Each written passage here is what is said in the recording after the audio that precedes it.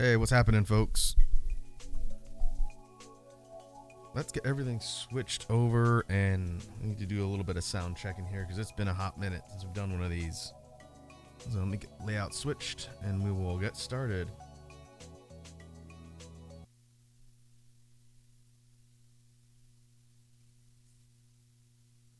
And there we are. Hey, Iconic. How are you doing today? Welcome to the stream. I'm gonna put mic sensitivity up a little bit, and I'm gonna put on some background music while we kind of check everything and check balance.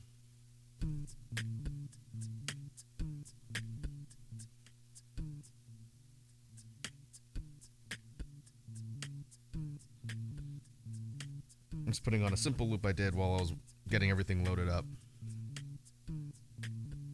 Iconic says I'm good, thanks. How are you? I'm doing good today. I was up a little bit too late last night playing Resident Evil 4, which is understandable. But I'm good. It seems like it's been ages since we've done a jam stream, so I'm looking forward to getting back into the grind and talking through some things with all of you lovely people. How are we doing on audio? I'm seeing everything hitting about normal. I think some of the snares I'm going to need to test here to make sure we're not redlining anything. I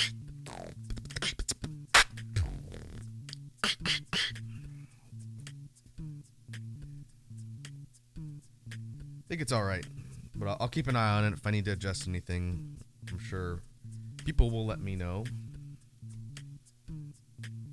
So for the setup today, and you're going to see my model wigging out a little bit because I had to look over sideways because once again, we have a special guest on the stream today. It's been a little bit, but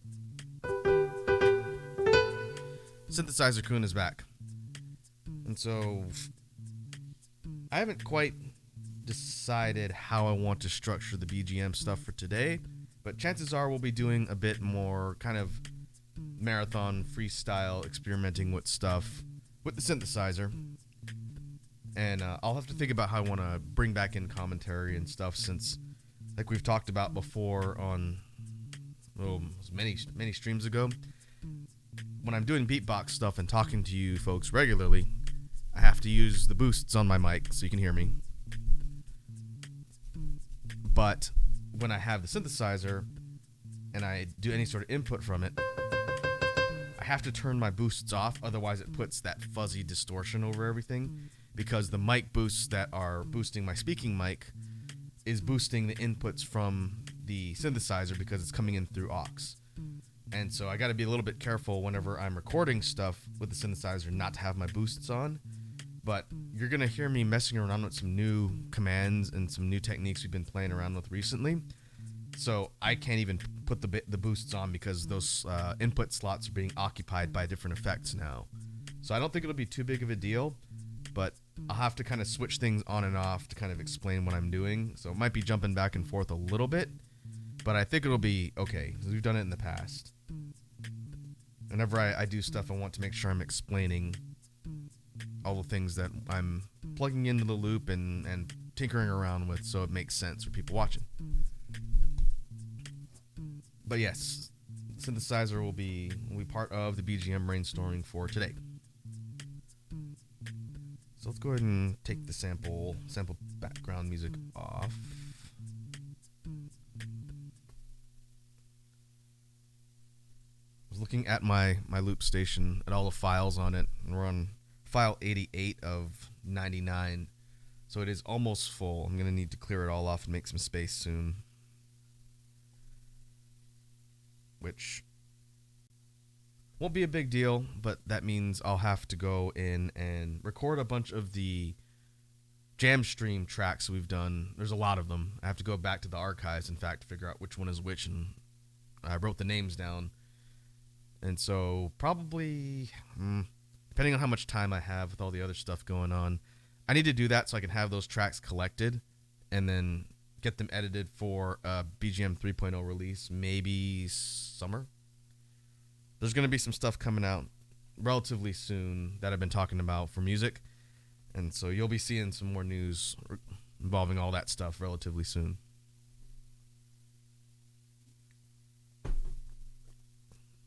So what we're going to do today, we're going to get back to some kind of drills and practice, the grind as it were, since again, it's been, I think, over a month since I've done a jam stream just because I was gone. But we will do some grinding drills and practice and tinker around with different things on the beatbox side. And I want to do some check-ins on some of the stuff I've been working on. And then I'm going to try and devote a decent chunk to experimenting around at BGM techniques. So that's probably going to be the second half of the stream like normal. And then we'll just see where things go from there. I'd hope to be able to get a few hours of time to go through stuff today, but I've got to take off in a little less than 2 hours. I got invited to a thing kind of at the last minute. That's why I wanted to start a bit earlier, get some time in, and then we will see how much we accomplish. So I'm going to go through some warm-up stuff, and then we will get into beatbox technique, sound theory, and all that jazz. Iconic says, oh, hope you have fun. Yeah, the long and short of it is some friends of mine invited me out to dinner for my birthday, which was a week ago? Over a week ago? 2 weeks ago almost. I didn't do a birthday stream this year just because I was busy with other stuff, but yeah, some friends were like, yeah, we didn't see you for your birthday, so we want to take you out to dinner. So I said, okay. I just need to make sure I'm not streaming. But yeah, that should be good. All right, so I think levels output is good. Let me turn this on. Put a little bit of reverb on the input.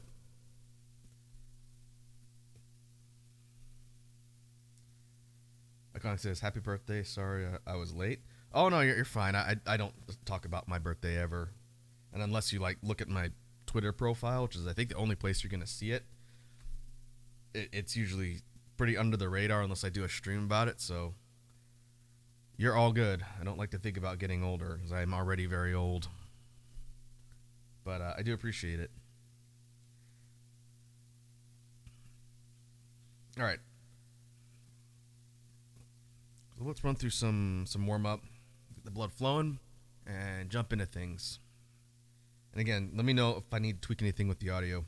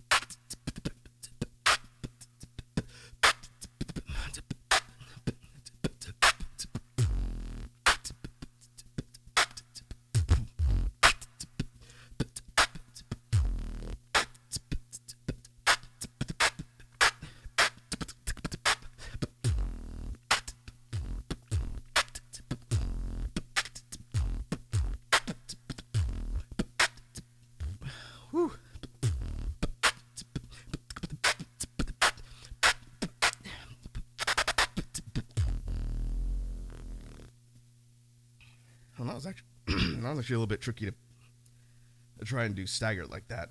Whew.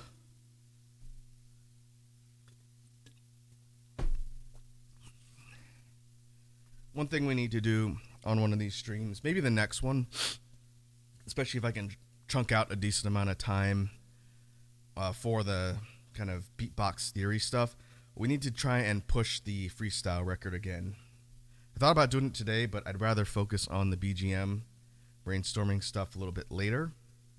But from the last time we did it, personal best on freestyling nonstop without taking any breaks, no water, no stopping or anything. 2028, had to pull it up. 20 minutes straight of freestyling. So that's the record to beat. So eventually when we try and grind that personal best better, it's gonna be challenging. Iconic says sounds great. Oh, thanks. Appreciate the feedback. Just for transparency purposes, since the last time we did one of these jam streams, I didn't take a break from beatboxing. Like I didn't stop. I had less time to do it when I was on the trip, obviously, and less time to grind. But especially since I've been back for a few weeks now, a couple weeks, I didn't take a break. So I've still been grinding a little bit, trying to push some sounds and work on stuff, which is gonna segue into what we talk about next with technique and sound theory. So let me change the caption, and we'll spend some time kind of recapping some things with the actual beatboxing technique and stuff.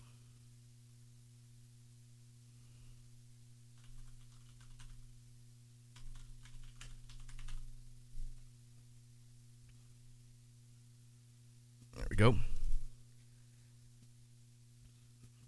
And so for discussion on technique and sound theory, what you might notice, especially if you watch the archives from the jam streams, going back over the last year, there's not going to be a ton of discussion about new techniques, new sounds, or radically different things in the beatbox arsenal, at least for me, that I'm bringing to these discussions and these jam streams.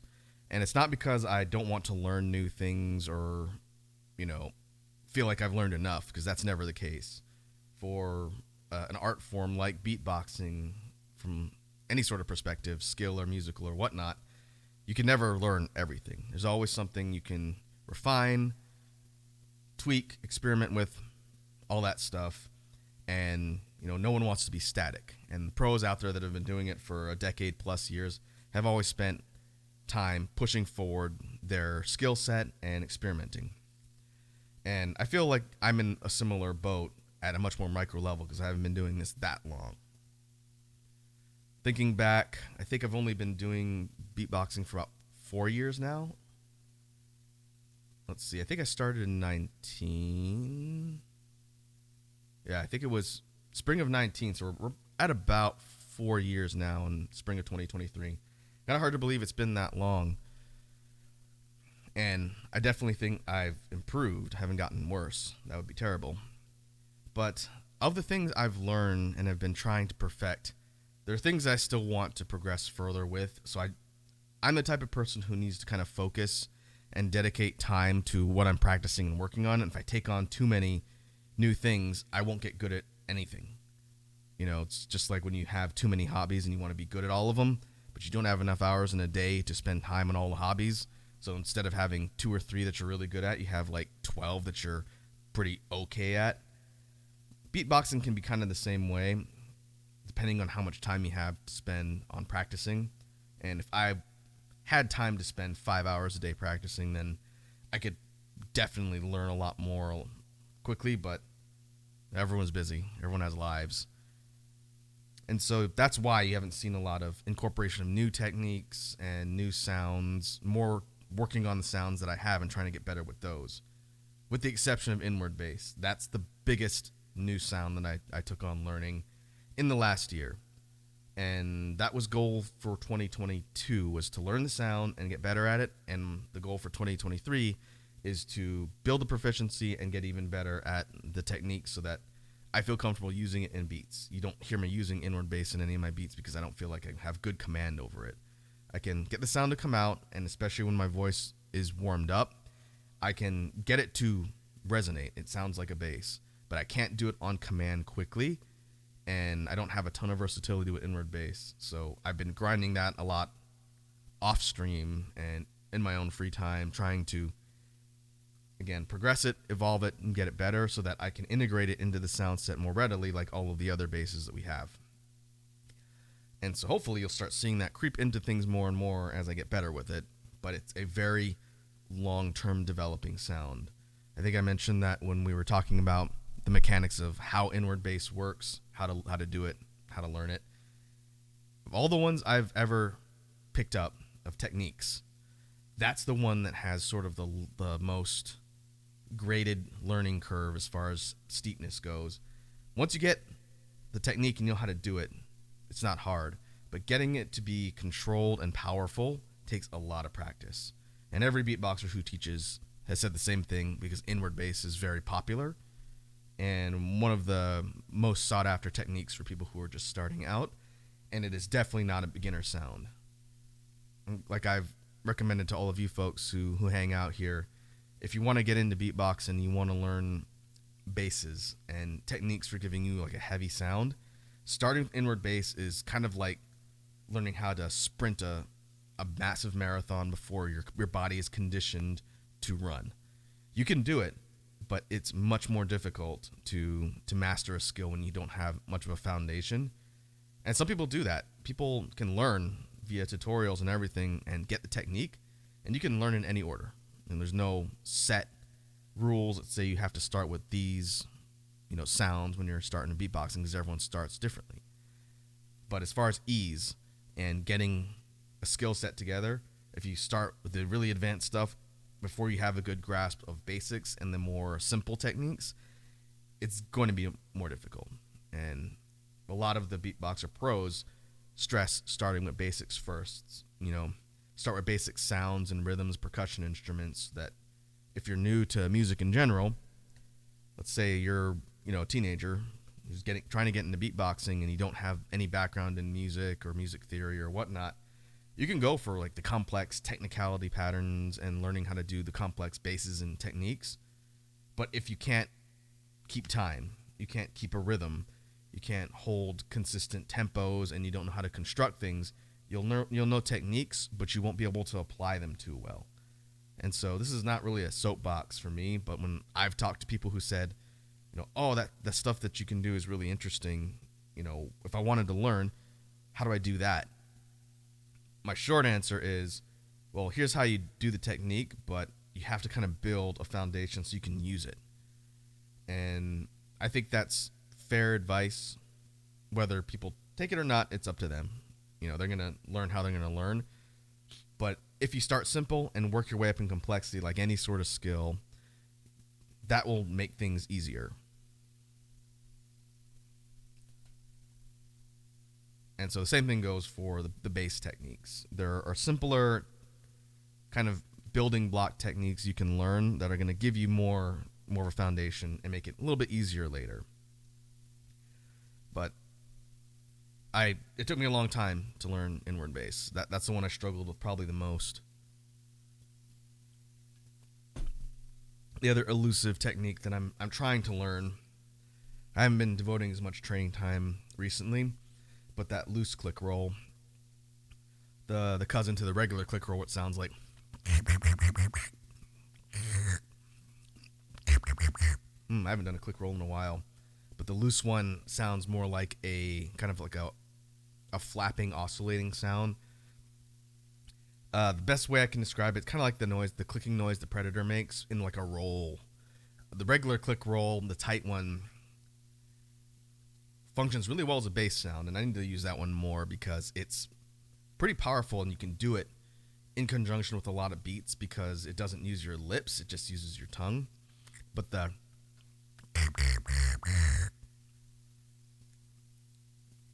if you kind of change the mouth position of your tongue, I'm not going to get in the mechanics because I'm really not good at the click rolls in general, but if you loosen up the tongue position, you can get it to oscillate and flap, and it creates a really cool noise. And that's one I've talked to my beatbox teacher back when I was doing lessons, and that's just one that the position and technique is very difficult for me, and I don't really know why. But the minute I actually learn that one, you'll see it everywhere, because it's not really like an evolving technique like a bass, because you're not using voice, you're not using anything for that. It's just tongue muscle control and mouth position, and then once you have it, kind of like a lip roll, you can do it. You just have to get better at it. And so, yeah, the loose click roll and the inward bass were the two kind of unicorn type sounds that were just very difficult for me to learn in general. And now that I've kind of gotten the basics for inward bass, I should probably focus on click rolls, the next new sound, inward or loose click roll. But we'll see. But to kind of circle back to the discussion of sound checkups, let me fix my mic here. Stuff that I do want to kind of spend some time talking about and going through as far as the development and kind of progression in sounds for basses. Let's spend some time talking about basses, because that's one of my favorite topics. Hey, Red Dragon's here. What's up, Red Dragon? How are you doing today? Hope you're... It was probably late for you. Hope your evening is going well. Welcome to the jam stream.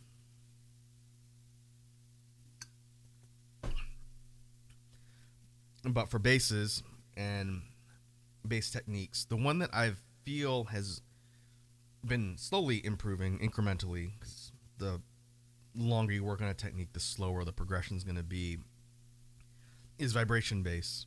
And I think I've talked about it a lot here as far as the breakdown and technique, but vibration bass is one of my favorite techniques, and one that I've spent a lot of time grinding, so I can kind of tell as things sort of improve, whatnot.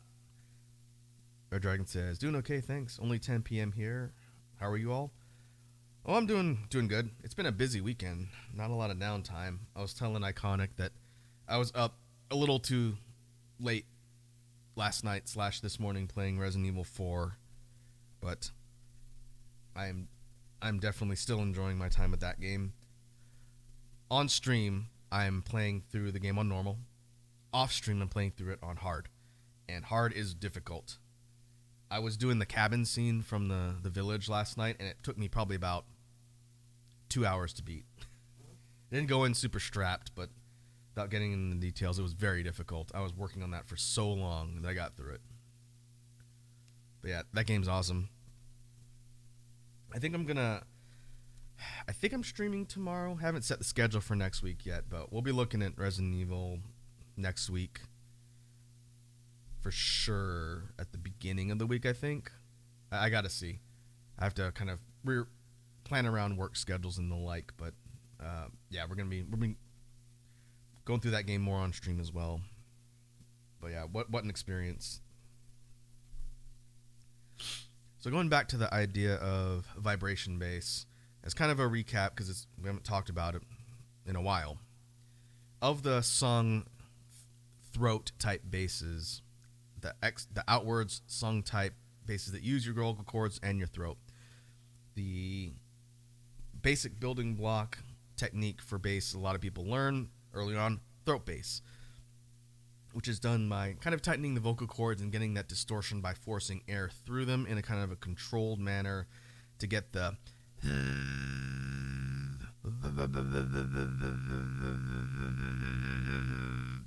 and you get a kind of tight, controlled vibration that you can use for bass type sounds. One of the ones people kind of start with, because a lot of the more advanced techniques branch out from concept from the throat bass. And we've talked a little bit about the mechanics, and if people want me to recap how I'm doing the different techniques, just let me know, especially if we have new folks swing through at some point and they want explanations. You know, feel free to stop me whenever. That's always a standing rule with these jam streams. And I'll go back and explain whatever I need to explain. It's all good. But taking the throat bass,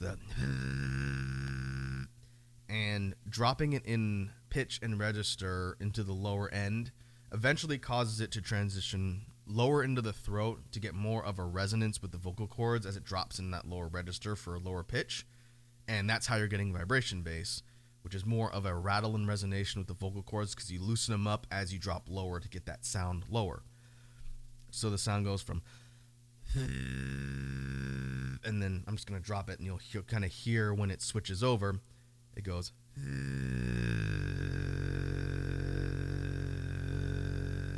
and doing an open mouth is the same sort of layering of like texturing over it. Same thing, just my mouth is slightly open. That's how you're getting them. But if I close my mouth and then force all of the sound from the bass to come out of my nose, to me, that gets more of a resonation for the way I do it. So instead of a, you'd get a,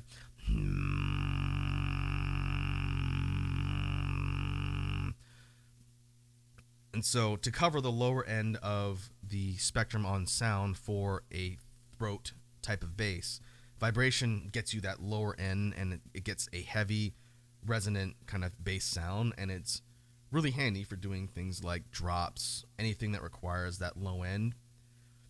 And so pushing that as low as possible for me, which is what I've been kind of drilling lately, is trying to see how much lower I can get that vibration bass and get the sound to stay clean. So we take the bass line that I dropped it to, the, and I try and push it lower. It seems to bottom out right at about,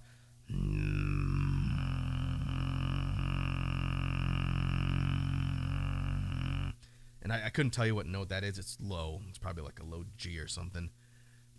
But as soon as I try and push it lower than that, it starts to break up a little bit, and that's with my jaw dropping pretty low to open up the throat and get that resonance as low as possible, and then that's how you're getting that bottom pitch. So I've been trying to push that lower and lower just so that you have even more lower sound, which pairs really well on a mic with a good low-end subwoofer or sound system. You can shake a room with the low-end basses. And so trying to get the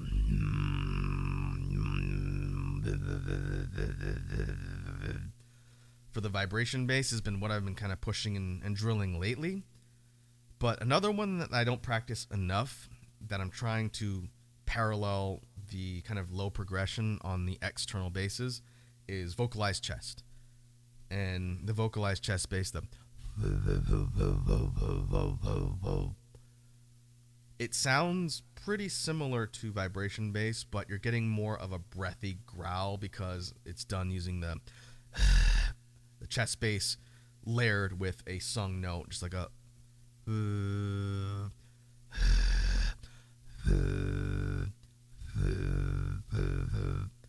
and the way I kind of distinguish it so that I don't confuse the two techniques, because they sound similar when they're really low like that, is I tend to do more of like a ooh or like a tight O distortion on the vocalized chest. So instead of like a where it's more like a flattened out ooh, more like a round one for the vocalized chest bass gets the more like a ho, essentially. And I feel like the vocalized chest bass for me gets maybe a half step lower than vibration if I'm really pushing it. So for like the vocalized chest bass going low as possible right now, for me it goes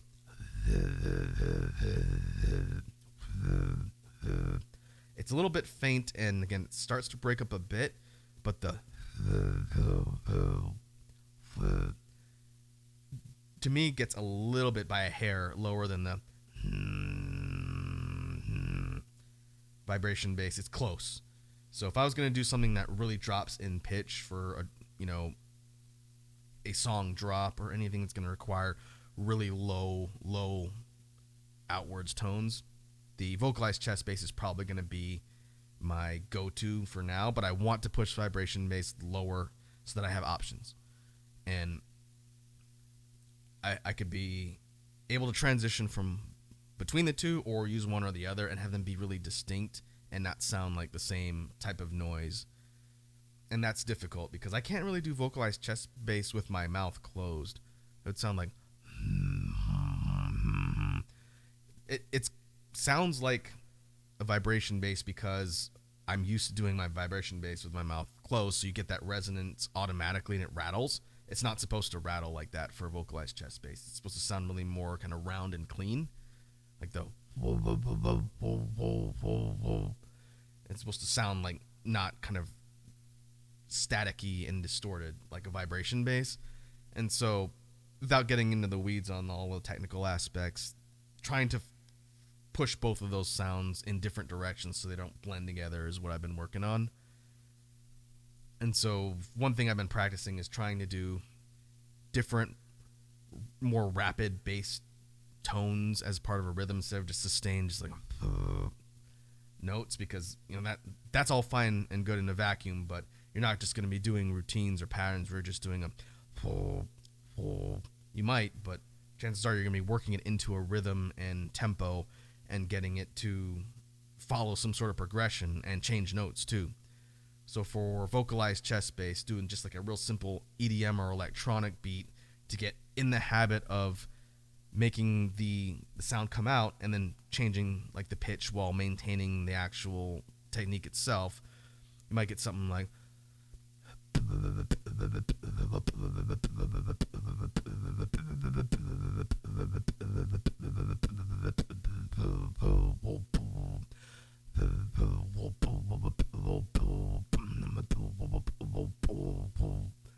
and that's all just vocalized chest bass sticking in the low register, popping up for like a step or two, and then staying there just for the sake of practice and drills. And if I was to take that, do the exact same thing with vibration bass, it would sound like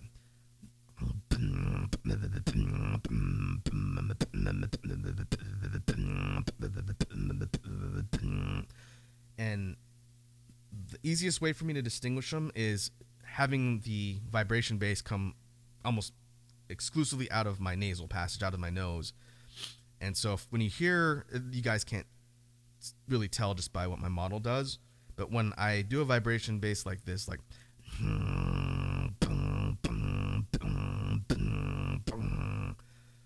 my mouth is open and doing things like the kicks, but the sound is coming completely out of my nose. And so it's pretty handy because it frees up your mouth to be able to do other things like snares and hats and other things while you're focusing on directing the sound of the bass tones out of your nose, and that's how you're able to layer things together, which it seems like the magician's trick for beatboxing when a lot of people see it, right? You might see someone out there doing something like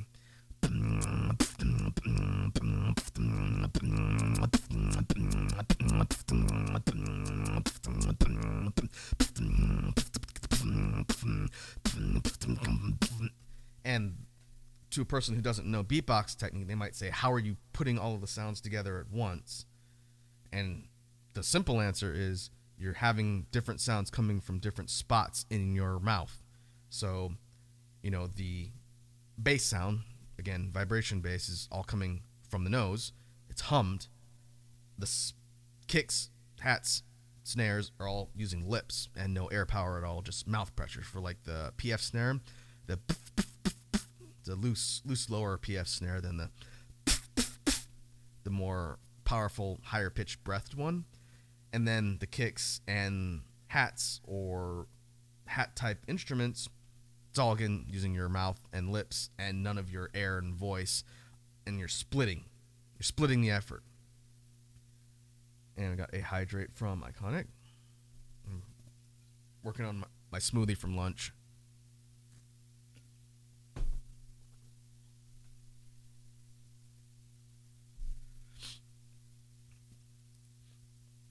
And so kind of the thing to practice when it comes to beatbox technique as you learn the different instruments and different things that compose your tool set is figuring out how to use them simultaneously and effectively to create the patterns and routines that you're going to be performing or using in battles or what have you. And in addition to that, it's a lot of drilling and just practicing the same sounds over and over again to get better at them, get cleaner with them, faster, and all that, which is going to segue into the discussion on technicality. And the last thing for sound theory that I'll really spend any amount of time on today is one of my favorite topics in beatboxing, as you folks know already, since you've probably heard me talk about it a lot. But sound set combos and things for technicality. Oh, Iconic says, be right back. All right, we'll be here. I'm not going to go too into detail on explanation of technicality and what it means, unless people want me to talk about it some more. But just the simple combinations of sound sets in beatboxing, be they voiced, a little bit less common for technicality, versus unvoiced, percussive sounds you're chaining together to create larger combos and factoring it into patterns for things like fillers and speed and whatnot is an endlessly creative and interesting topic. That's why I talk about it all the time, and it's something you can never be too good at. You can grind technicality for years and years and still learn something new. And so we talk about things like the TKK, the real simple 3-sound set, T-hat, K noise, not K snare, and rim shot. And that triplet set, again, I've talked a bit about in the past how a lot of people learn that set first and learn how to practice it and learn how to get quicker and more effective and chain it into more complex things. But because I didn't learn the TKK first, I learned TKP or TKB, which sounds like or P and B sound almost identical the way I do it. Doesn't matter for the sake of the discussion. But I learned how to take the TKP and put it into sound sets. So the illustration, again, especially if people who are newer are watching this later, in a beat, how you employ a technicality combo chain as a filler type sound, like a drum fill almost, would be in between other parts of a regular beat. So you might have something like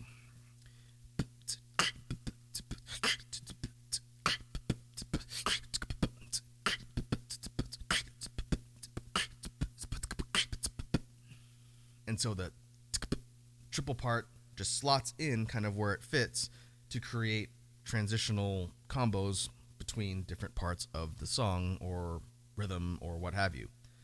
And you could take all sorts of different sounds in beatboxing and plug and play and change all the permutations to create all these different patterns, which is why technicality is so interesting to me. There's no set way to do it, and everyone employs it a little bit differently with different emphasis on different sounds. And so we talked a bit about, in the past, doing things like circular drills to string together a lot of the sounds in a looping chain to practice just getting better with the sounds, but also give you options as far as putting larger chains together in a routine or pattern. So I think the one that I did used a mix of kicks, hats, and outwards K snare to create a circular pattern for training purposes and then work on speed. So I think, I haven't done this one in a little bit, but it was the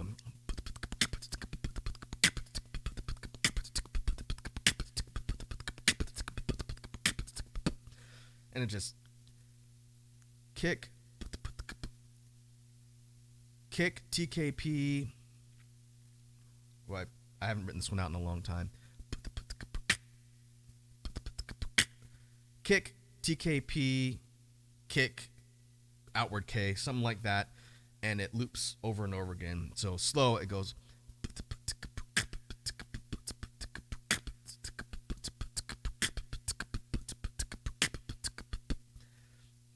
Slow, it does that sequence of rhythm, and then the speed and training aspect is slowly ratcheting up the tempo of it so that you're getting better at doing the whole sound chain faster, cleaner, and then you just keep pushing that speed incrementally as you're learning.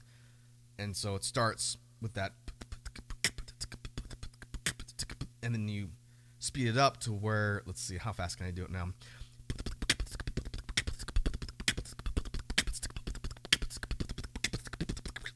Yeah, that's about as fast as I can do.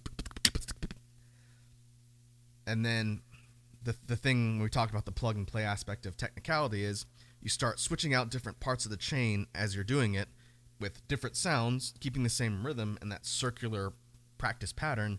So instead of a kick on the front end, so you're changing it to like an FT hat. So instead of you're getting so instead of it's, and you can even alternate them if you want to get really wacky with it. So it'd be something like I'm not as good with that one. Or doing something like a double loop of the FT before you hit the snare. So it'd be something like, or kick, FT. You kind of get the idea. Taking all the different permutations and just making minor tweaks to the same loop and practicing those sounds. And that's how you kind of evolve different parts of technicality combo chains that you use in different beats. And again, endless possibilities and different permutations and combinations of stuff, which is why technicality is so interesting. So to kind of circle back to why I'm even talking about it now, I have been slacking on my TKK practice a little bit. I'll admit that up front.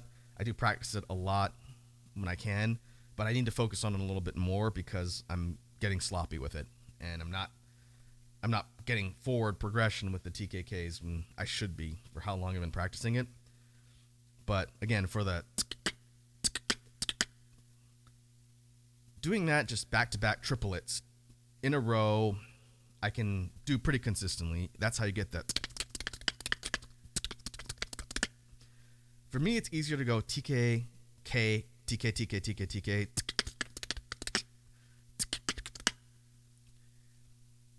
But for the most part in a beat, again, you might do like a sustained roll of a technicality chain as a filler. That is something I do every once in a while. But the reality is you're going to be using shorter chains probably as transitional things in between parts of a song or routine. And so what I've been trying to focus on, in addition to just getting better with the TKK back-to-back, is splicing it together with the other patterns I know to create chains that would actually be functional in a song or routine. And so to illustrate that, taking the and instead of just the TKK, doing like a TK or TP or some lead in with a different pattern into the TKK is, to me, more beneficial because it's more of a unique sound set than just the triplet pattern that everybody knows. So doing something like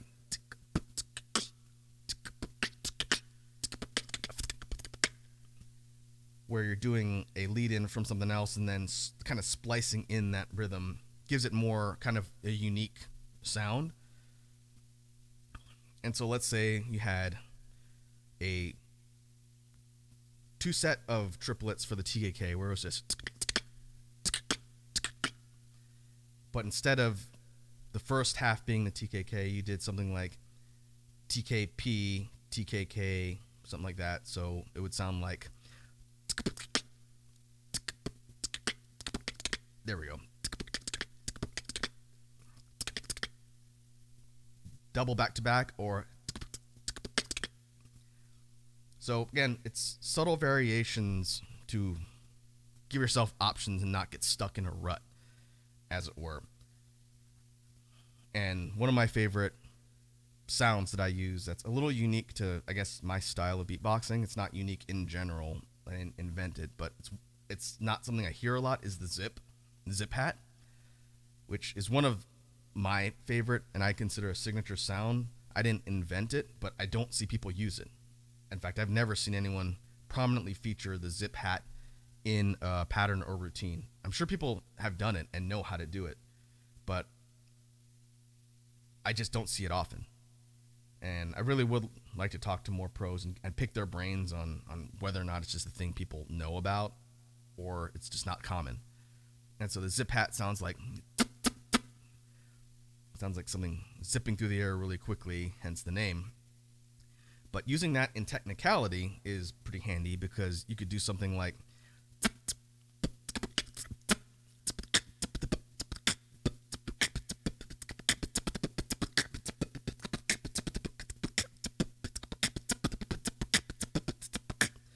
because it's so quick and has a really rapid, very short type of noise, you can slot that into a lot of technicality patterns as long as the mouth position makes that easy, if that makes sense. So TKK to zip would be difficult because you're having to do all of the motion and stuff primarily with your tongue inside of your mouth, and then the zip is with your lips and your tongue.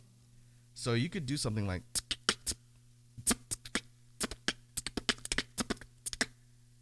a zip TKK or something like that, but that's more difficult.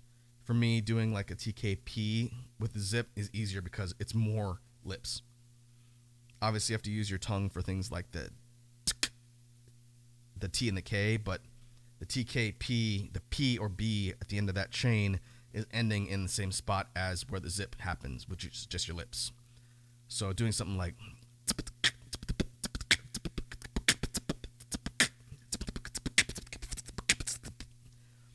it's easier because it's all more or less done with the same muscle set and you're not having to kind of switch back and forth. But again, pretty uncommon. I don't see that type of pattern in beatboxing in general. I'm sure people out there know how to do it. But the big names I've seen, I've never seen them use that technique. So I'm not saying I'm special, but it's just a little bit more uncommon. And I really would like to learn more about that because I like that sound a lot. Whether you're doing single zips like the or you're mixing it up with like a BTB, like a triple kick. So, or the zip kick outwards K.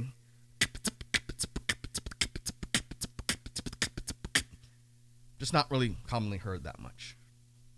So, jury's out on that one, but I've been trying to spend time incorporating that into the technicality patterns just to give a bit more of a unique flair to the sound set. Same principle as everything else we talked about.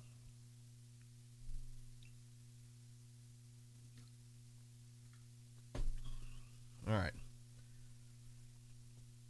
So those are two fairly big topics on the technique sound theory side I wanted to just sort of revisit today.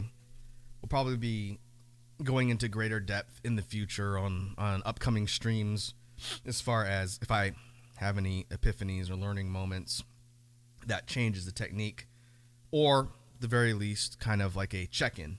Here's how the sound's going, here's what we've learned, or here's how it's evolved. And so basses, technicality will probably be as reoccurring on future jam streams as they've been up till now. They're two things I like to talk about, and I'm always trying to find ways to learn and evolve the techniques and keep them moving forward. And then thrown in there at some point will be inward bass and how that fits into the overall sound set.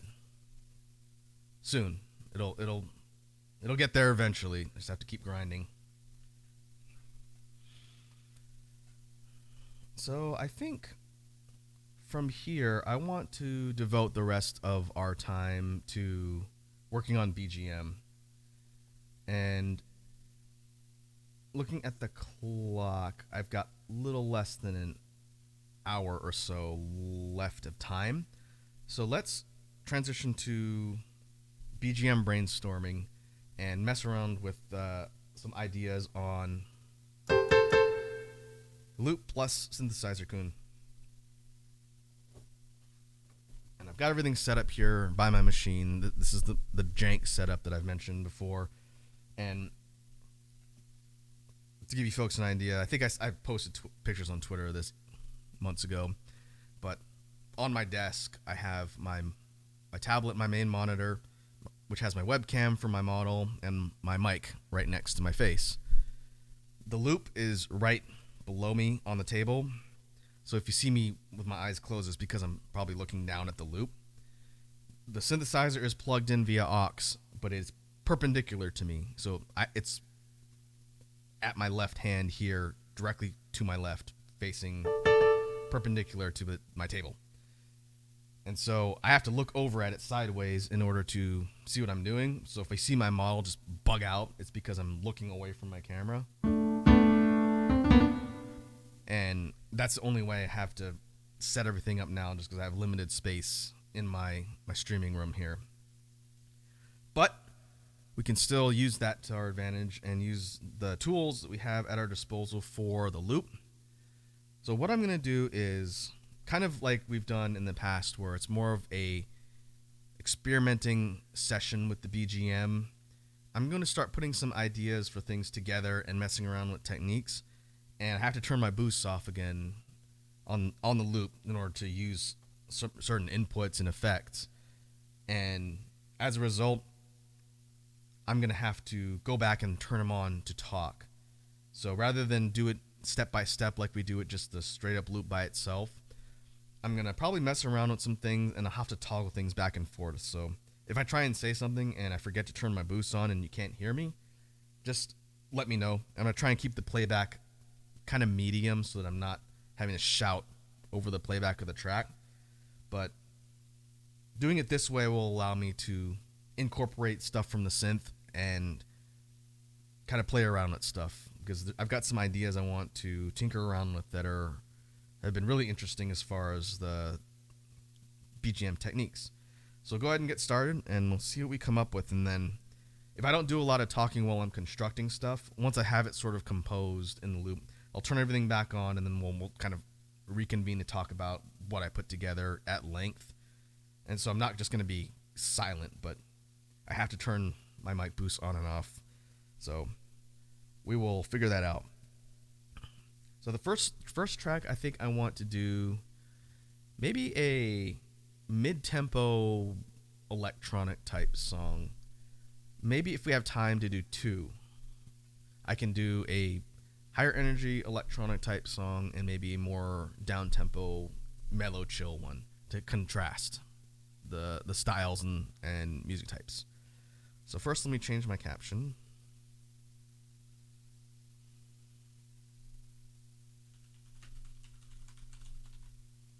To BGM brainstorming. And what we'll do is we'll go ahead and get started. And I will try and pop in when I can, and we will see what we can create. So I think I'll start with the rhythm. So I'm going to turn everything off and start noodling around. So you're going to see my model wigging out because I have to look sideways. But it should be interesting. So let's get started.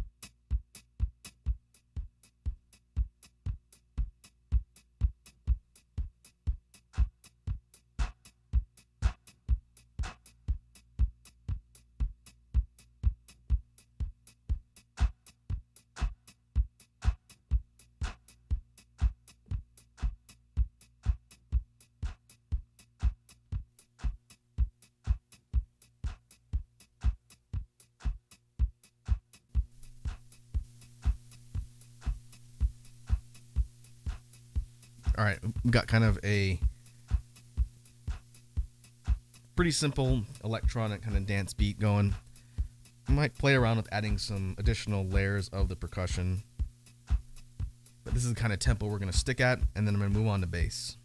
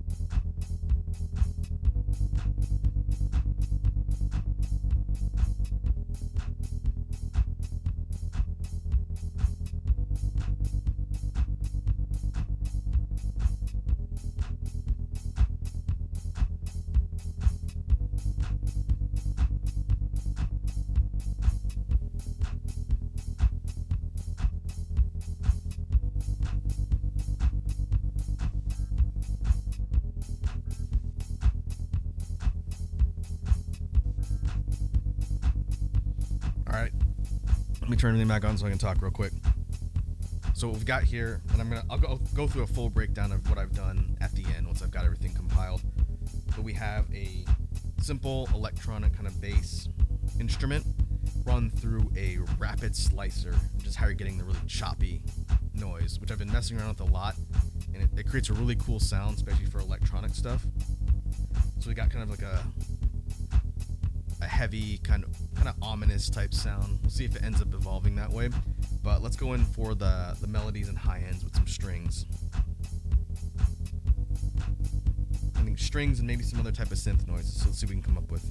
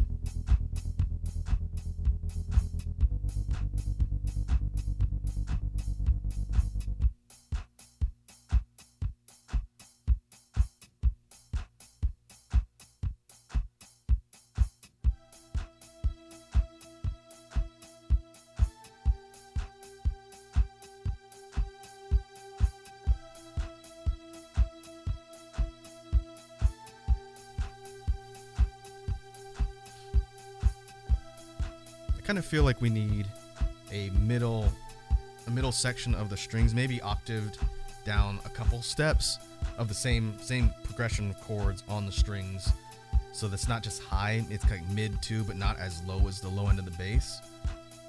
So I'm gonna try and plug that in. It should be easy to just overdub using maybe a different string instrument, so that it sounds more like a kind of like a series of string notes instead of just one.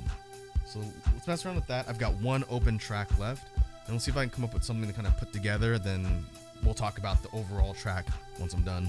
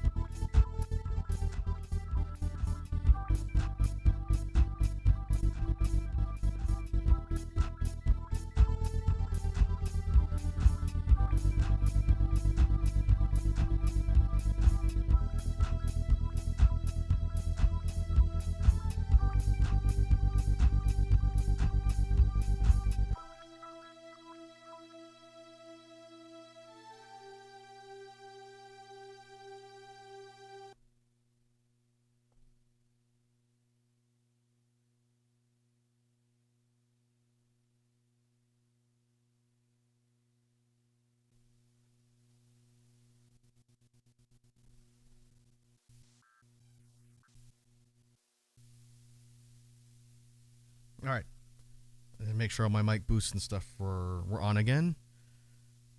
And so that actually came together a little bit faster than I would have expected.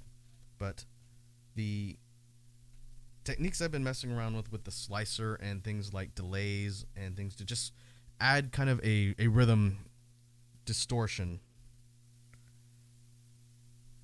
on top of stuff being input into the loop from the synth has yielded some really interesting results.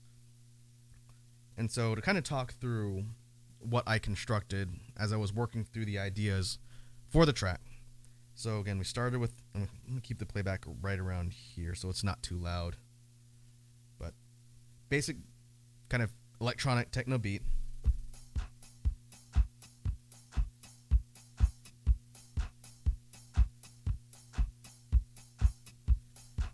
Messed around with the second cymbal towards the end, kind of give it a little bit more of a kind of a staggered switch up at the end, so it's not just the same single quarter notes the entire time. But one thing that I've been messing around with a lot, which is pretty fun, and I'm gonna try not to overuse it, so it shows up a lot in my songs I make. But using the rapid slicer effect with a bass line instead of, let's see, let's go for sake of illustration purposes. Not that one.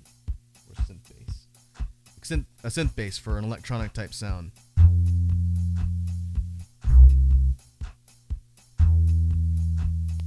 Sustained notes. We've done a lot of that where it's, you know,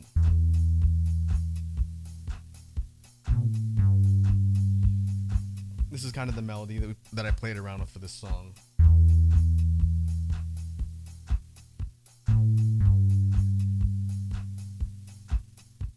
Rather than have it just be sustained notes, running it through the rapid slicer effect is how you get the bass that I ended up using for this one, which totally changes the feel and kind of driving tempo of the song because it's more rapid. It sounds like a quick synth run, and so you get that one that sounds like this.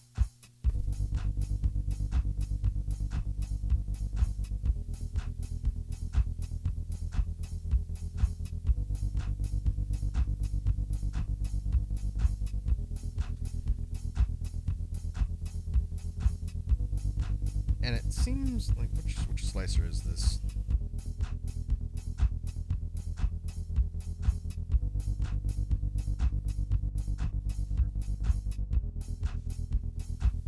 Okay, it's pattern 1, which pattern 1 is straight rapid notes. It's not like a stagger. It's not like a 1 2 1 2 or 1 2 1 2 1 2 3. It's just bump dun dun dun dun dun dun dun, and then when you speed it up to 16th notes, that's how you're getting the.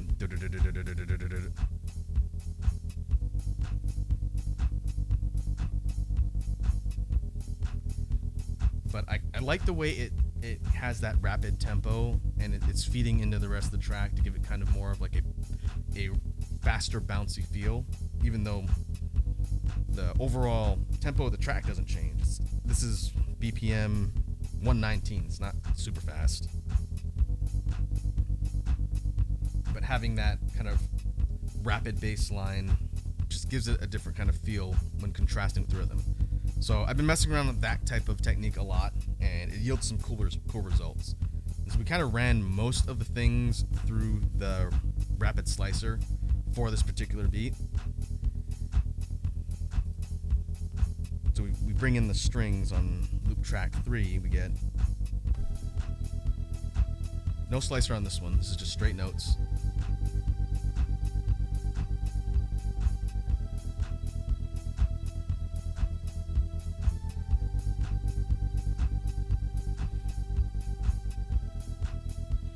And the way I kind of put this one together, there's an alternate melody on tracks 3 and 4, because the second one is a synth run through the slicer, so it's much more rapid. And it's a similar progression, so you could put them at the same time. So if we turn that one on in 4, you get this. Wait for it to recycle.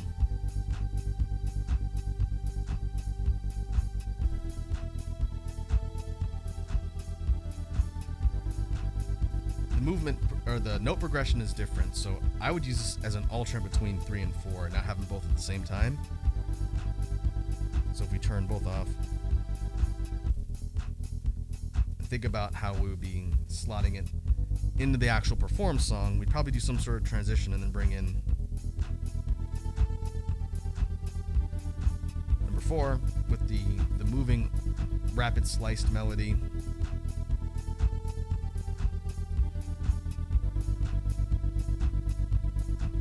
And then on 5 is sort of additional kind of like an electronic beeping noise that I would probably put really low and in the background so it's not super obnoxious. But this is just using the filter, the special filter effect that gives it kind of like a sequenced, delayed type of sound without being really rapid like the slicer. If we turn it all off, this is what the track 5 sounds like by itself.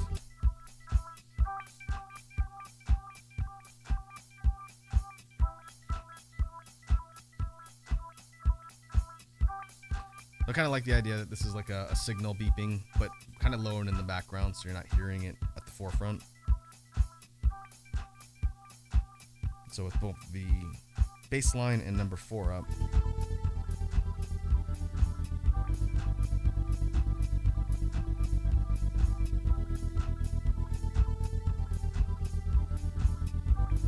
And then I kind of structured a drop. So let's think of how we would go from 3, which sounds like, to 4, probably with a drop using beat repeat.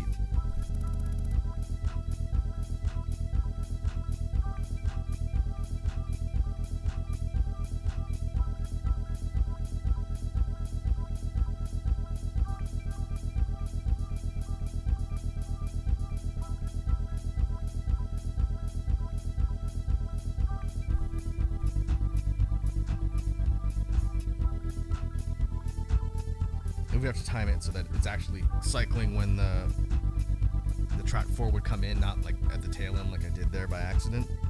But you could do a semi-faster paced drop from melody 3 and then turn it off and switch to melody 4.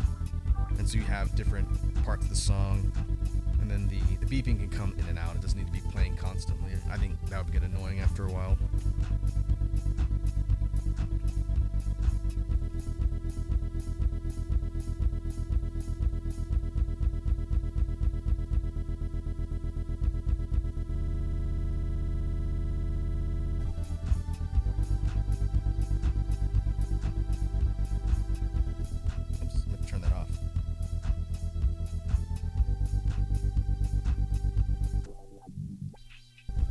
I don't think I'd go filter transition on this one. I do that a lot. I have to be kind of careful how often I use filter transitions because they're so easy to do and they sound kind of neat. But if every other track I make or put together has a filter transition, then it's gonna be kind of tiresome, I think.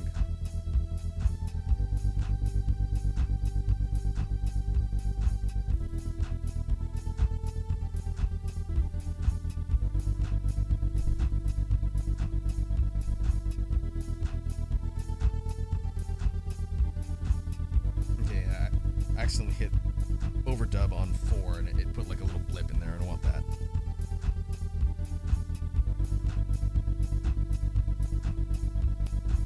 Another thing I messed around with when I was playing around with the structure of the track and the different ideas is running the whole thing through Slicer, since that's the kind of underlying effect for the whole thing.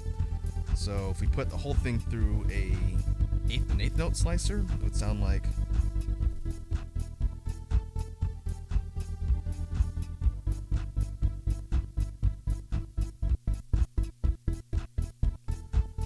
If you go 100%, make the cutoff and the kind of staggering really aggressive, it sounds like the track is skipping. But I think it messes with the melody 4 more than the 3. Yeah, I don't think I'd go 100% on the slicer if I was going to do this as a switch up. Maybe like 50.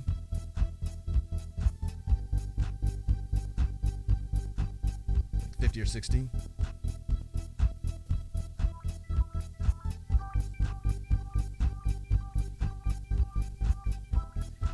Take this is pattern 1, the same one used on the bass and on melody 4, You could take it and instead of going eighth notes, if you go 16,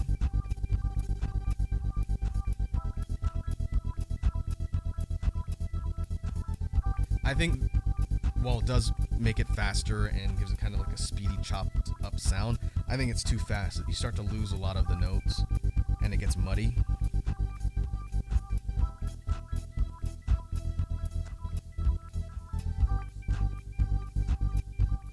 I think eighths is probably the best way to go. Because the beat itself is 1, 2, 3, 4. It's quarter notes, so eighth notes is like half that. So 1, 2, 3, 4, 1, 2, 3, 4 on eighths instead of 1, 2, 3, 4 on quarters. So having a slicer alternate part is an option. I don't know if I want to do that for this one, but it does kind of play into the overall theme pretty well. So I'll have to think about that.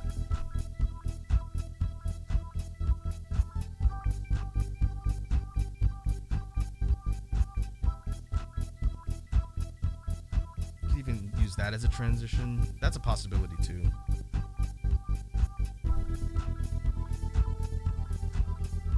And then you come in with the alternate version of Melody 4.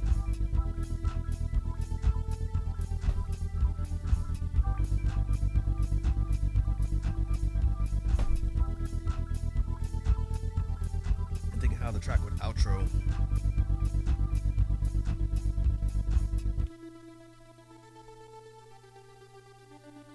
Maybe finishing with just the melody by itself. And then that's it.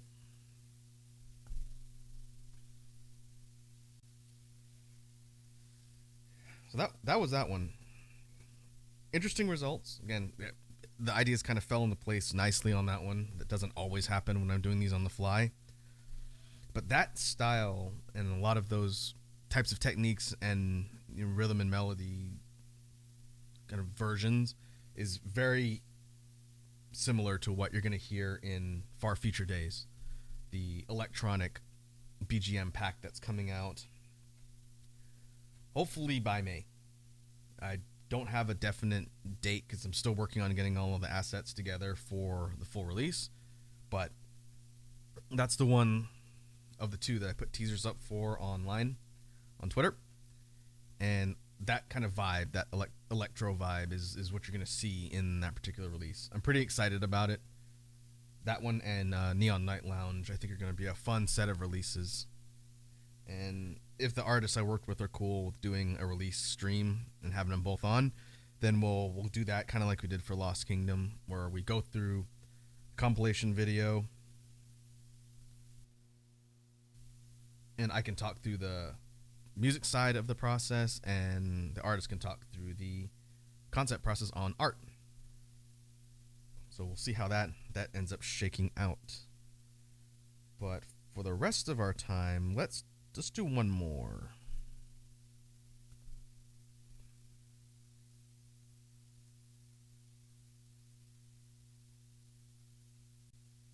Save a new one. Clear everything off.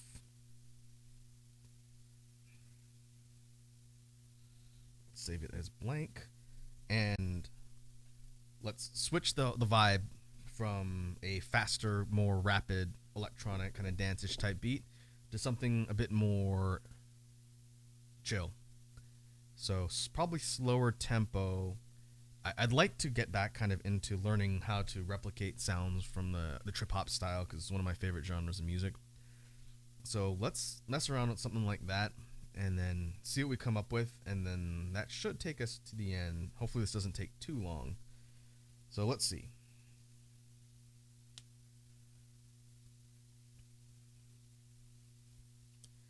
I'll turn everything off, start establishing rhythm, and then we will start plugging different components along the way.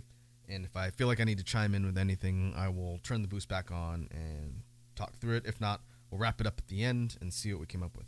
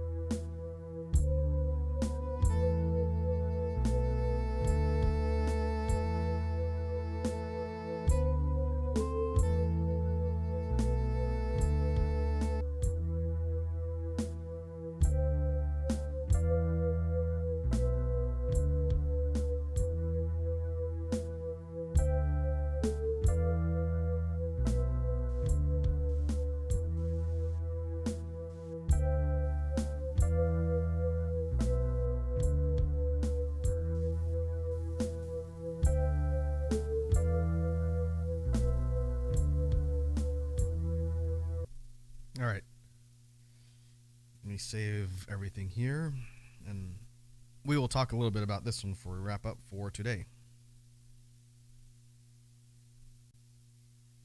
So less commentary throughout the middle. I definitely tinkered around with this one a bit more than the last one. I think this one's a little bit less straightforward. But the end result of this one seems to be a bit more, I don't want to say jazzy, but it's definitely got some jazz elements, I guess. I'm not a jazz musician. Iconic says I return and seems just in time.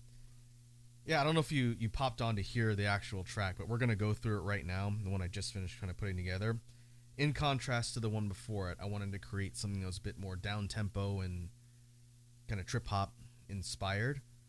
And so I think we accomplished that with this one, but this one is definitely more moody, and I think it has 3 distinct melody transitions as opposed to some that are played at the same time and kind of layered. And so let's kind of go through it and see.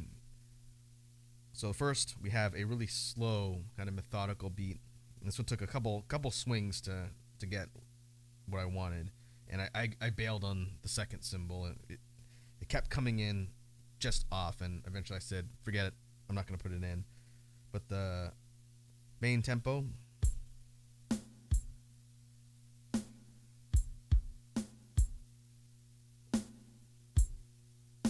very simple.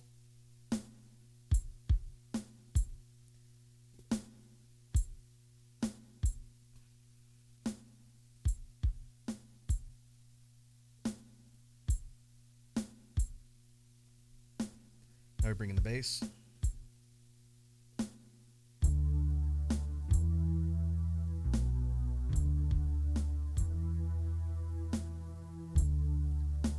The bass has a couple different notes, and it's a bit more moving. It has a string electric bass with low-end strings underneath it, which I do probably more often than I should, but I like the pairing of the low-end guitar to bass, boosting the low end on the actual string bass, and then the strings underneath it, like an actual orchestral strings, give it kind of more of a more full sound.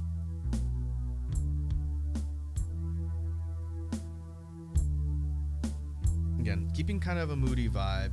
I'd say it's more or less neutral. Based on the key and progression, it's not getting like super dark or aggressive. But first melody comes in on loop track 3, and this one sounds like this.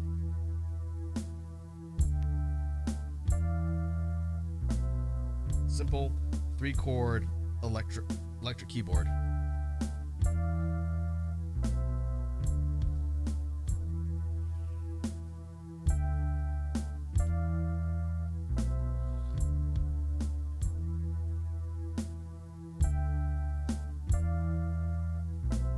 Maybe what I would do if I was actually performing this one is like cut out the bass for a section and let the keyboard part just kind of stand on its own. So like,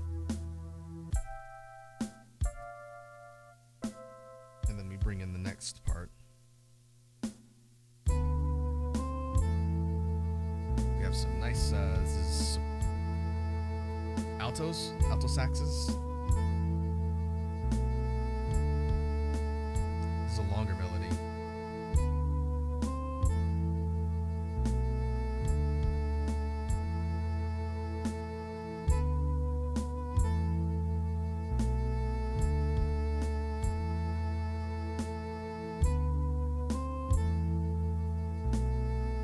This is kind of the jazzy component I was talking about. And then we have third progression.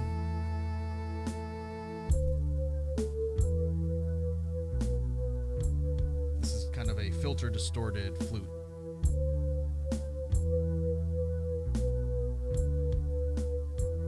Kind of sounds more not haunting and ominous, but not really skewing the tone one way or another.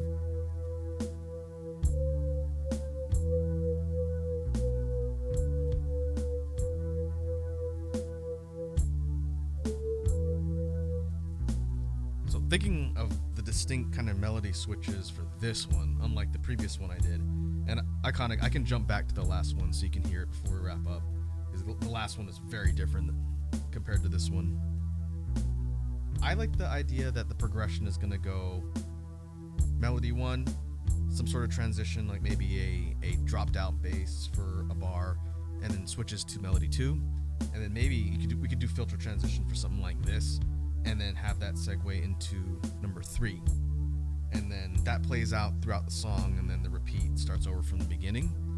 And so I haven't really done like a distinct 3 type of rhythm combination before, so that could be interesting, because I think these clash if you try and play them at the same time. So if I go like 3 and 5, it sounds like this.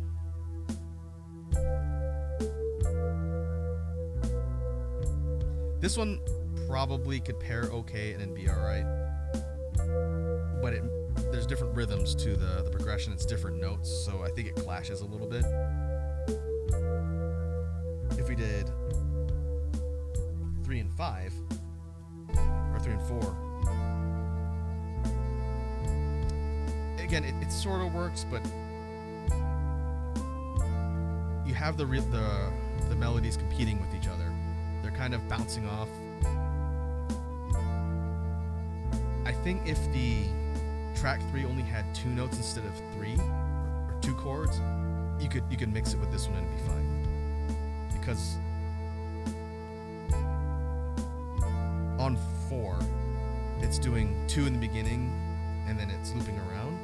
So there's 1 extra chord on 3 that's kind of causing it to jar a little bit. And if we did 4 and 5, I think these 2 clash probably the most. Because they're the similar rhythm but different notes. So a little bit too dissonant, I think. So rather than have all of these different things kind of clashing mid-song, I think it makes more sense to have a progression and go from 1 to 2 to 3. Or maybe go like 1 to 3 to 2, or in this case, 3 to 4 to 5 on the tracks. And so you can even change the progression. So maybe it goes 1, 4, 5, 3, 4, 5, and then maybe it goes 3, 5, 4, or 3, or 5, 3, 4. You can change the order. I could play around with that in the actual composition of the track and see what I like. But I think the idea of having 3 distinctly different melodies come into play at the same time for a track like this gives it kind of an interesting vibe. Again, more low-key, kind of ambient, a little bit jazzy, but not too kind of dark or brooding. I think it has elements of trip-hop. Again, that was the general kind of style I was going for this one. And we haven't bothered naming these. I'll worry about that later. I'm not going to take up time during the stream unless someone has a name that just jumps out. Feel free to drop it in chat. But we'll go ahead and save this. I don't know what I'm going to use these for, but they'll go into one of the future releases, I think, as long as there's no issues with the recording. But we can take a look at the previous one, since I don't think you were here when I was working on this one, Iconic. So you can hear the final results. This is a faster, higher energy, kind of more electronic, dance-ish type song. So I will try and remember what I did for putting them together. But here's what this one sounds like. Entirely different vibe.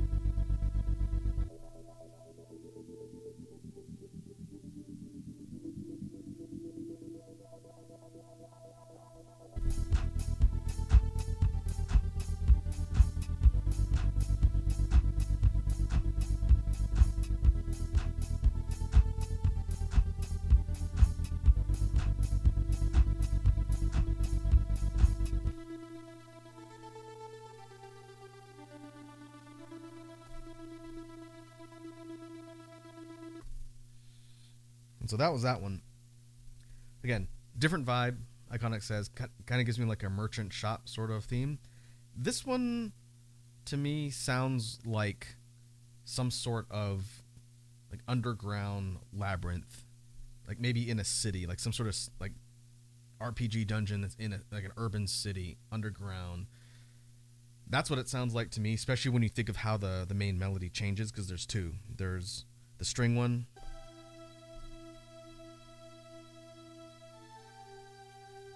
and then there's the rapid synth one, which was fun with the slicer effect. That's what creates all the things you're hearing here. It's pretty fun. I've really been tinkering around with that a lot, because that's the same effect you hear on the bass too. So it's kind of like a synthwave inspired song, which is also another one of my favorite genres of music. I love synthwave, and I'd like to be able to create more of it. And then you have the kind of electronic chime in the background.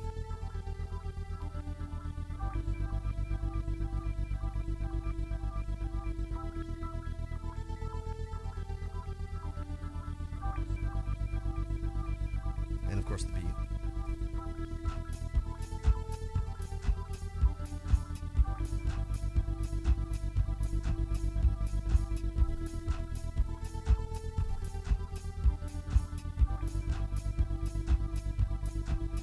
Yeah, so that one's fun. I think the contrast and themes between the electronic one and then the more chill one creates kind of an interesting result. And so I'm gonna package these up, and I will save these for a rainy day and figure out what I'm gonna use them for in the future. They may go into a future release. I don't know, but they're definitely, as long as, again, I can't hear any issues with the audio fidelity, but when I actually plug these in to record them, hopefully the fact that I have my mic on to talk doesn't interfere with the actual quality, because I have the boosts on now. As long as I remember to take them off when I record, should be okay. But we'll see. But yeah, I think I'm definitely learning some new tools to kind of pair with the synth. I think we can create some interesting ideas for BGM and keep sort of evolving things and making them more complex. And that'll all go into the content. And so, looking at the time, well, I got to get on the road soon. So let's see if I know anybody online that we can raid. And we will wrap up for today.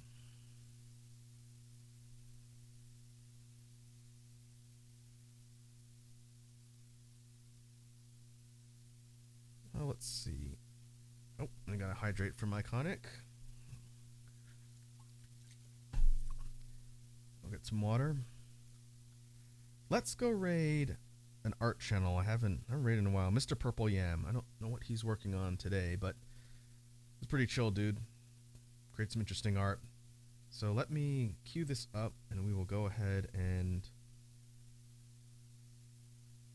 send some love over there.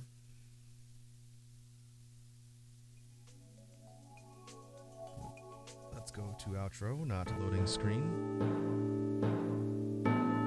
But as always, thanks for hanging out and watching me tinker around with stuff on the beatboxing side and BGM side.